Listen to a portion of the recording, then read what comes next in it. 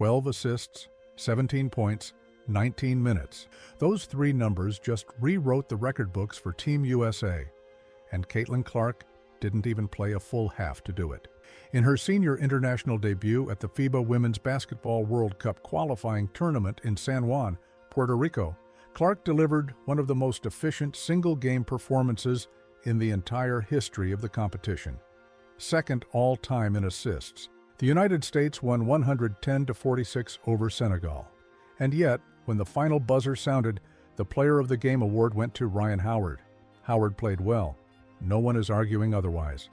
But if you actually sit with the numbers, Clark was right there in scoring, led the game in assists by a margin that wasn't close, and produced all of it in fewer minutes than anyone else on that floor. That's the story worth telling today. If this is the kind of breakdown that cuts through the noise, tap that like button right now. It tells us to keep going deeper on the stories that the highlight reels skip over. To understand what just happened in Puerto Rico, you need context. That 12-assist performance didn't just rank second in this specific qualifying window. It ranks second across the entire recorded history of this competition. Only one player has ever handed out more assists in a single qualifying game, China's Kwang. And here's the detail that really sharpens the picture: the third highest assist total in tournament history. That mark was also set in this same game by a different player who spent the night benefiting directly from Clark's vision. When one player's floor work simultaneously elevates two all-time records in the same 40 minutes, you're not looking at a good debut. You're looking at a statement. Clark made her philosophy clear from the first possession she touched. When she spoke after the final buzzer, she wasn't talking about her scoring. She was talking about tempo, getting the ball up the floor before defenses could breathe, finding teammates in stride before they even called for the ball.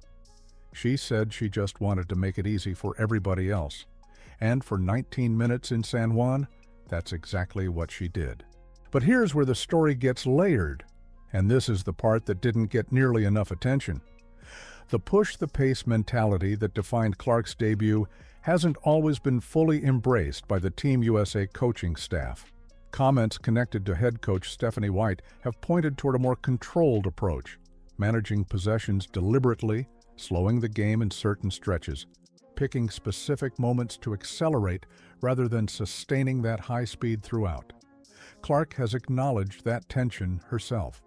She's talked openly about trusting her instincts and playing the way she knows how to play. That internal dynamic between what a coaching staff prefers and what a player does naturally is always revealing. In Puerto Rico, Clark's instincts won, and the scoreboard agreed loudly. From the moment she checked in, something shifted on that floor. The ball started moving faster. Players were running harder, cutting, relocating, creating.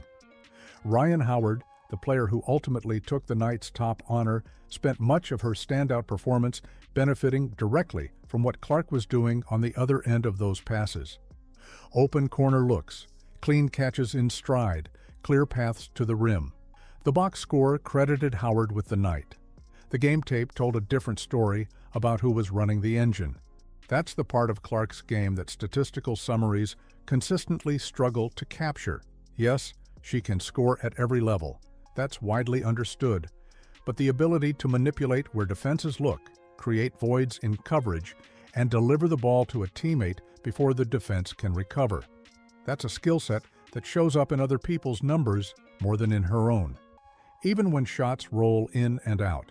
The play that generated the attempt often traces straight back to her decision-making one pass earlier. Based on what she said after this game, facilitating isn't just something Clark is capable of. It might be the part she values most. So where does that leave Team USA heading into the rest of this qualifying campaign? Because this is where the conversation gets genuinely interesting and genuinely divisive. Drop your read in the comments right now.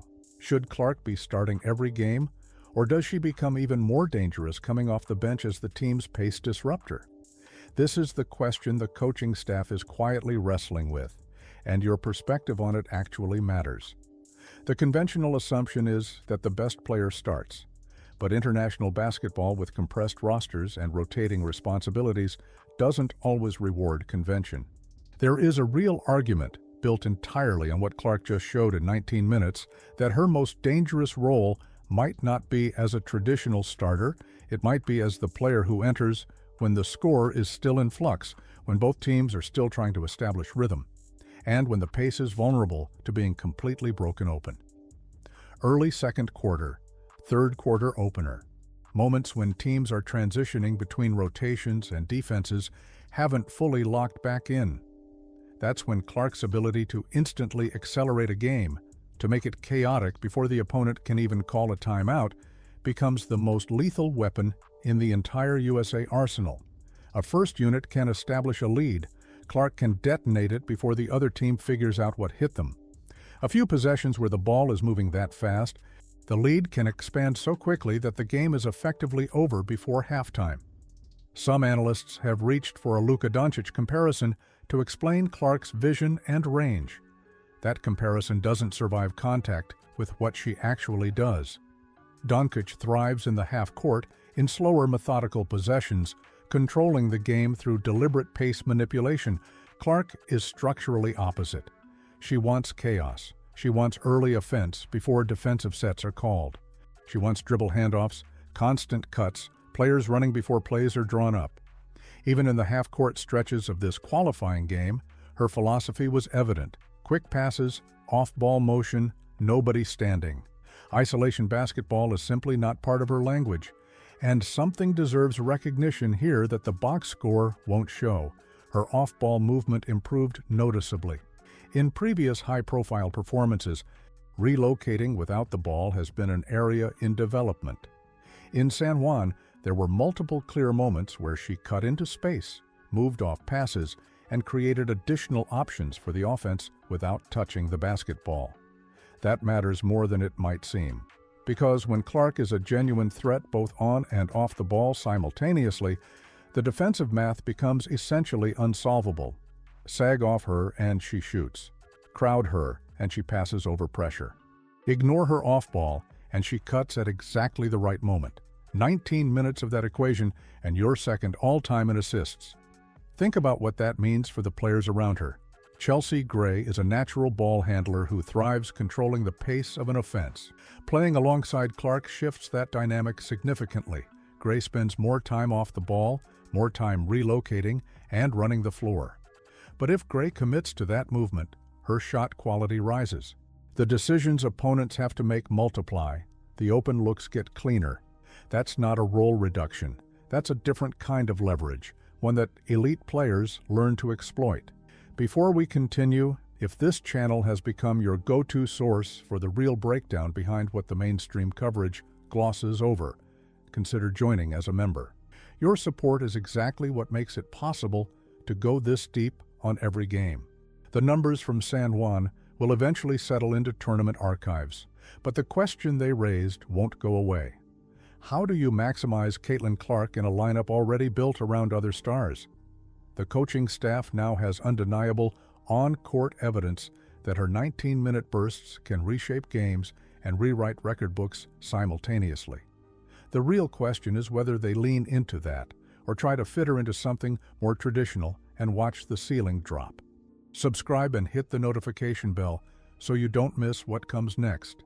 The next video breaks down how Team USA's rotation decisions over the rest of this qualifying window could determine whether this squad peaks at exactly the right moment or leaves something on the table.